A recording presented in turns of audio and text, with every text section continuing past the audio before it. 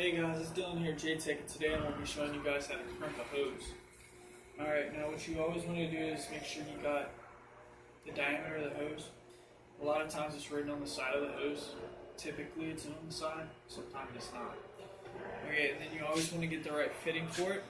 And if you're not sure, what you do is you come over here to this chart and you pull it right off the chart. And the reason why we use the chart is because, I mean, you got, where's it? You got here the male pipe, this one, and then this one look almost identical. I mean, one's a swivel and one's not, but this is inverted thread, and then this is cone seeking thread. So, I mean, you really want to get the right thread for it. Typically, what I like to do is I like to measure it, and make a mark, and then you just push it really good till you get it all the way down. And then on here they have a little chart for you. This is a 1/4 inch hose. Right here, 1/4 inch. And then it would be the dash size 4, M2T, Mega Crimp. It's just Mega Flex. The die set is 721. Which for this die set is actually right here on the bottom. I don't know if y'all can see that very well. So this is the 721, and then the approximate dial readout, which is this gauge at the top. You want to set it to looks like 4.5. What you do is you just tighten just a little bit, not too much. And what that does is it stops the crimp at a certain amount of pressure.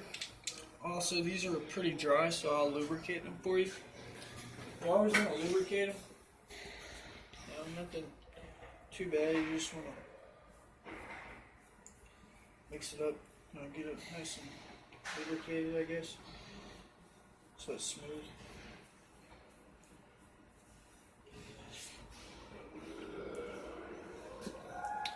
Now what you do is you take the hose, and we're gonna crimp it.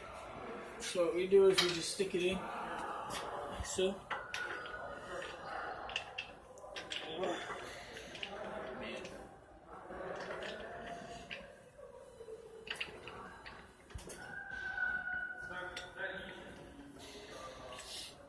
And you just want to make sure it's level. See how it's level now? Take this little piece and stick it over it. Make sure it's flat, good to go. All you do is just push it in like this, and then you just press the button.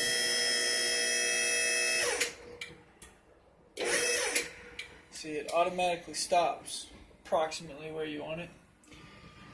And I mean, after you do that, you just pretty much just wait, pull the stuff back, pull it up, take a little piece off.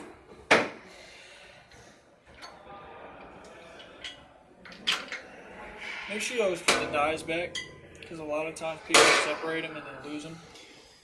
And that's how you properly crimp a hose. I mean, it's not too hard. You just gotta follow basic steps.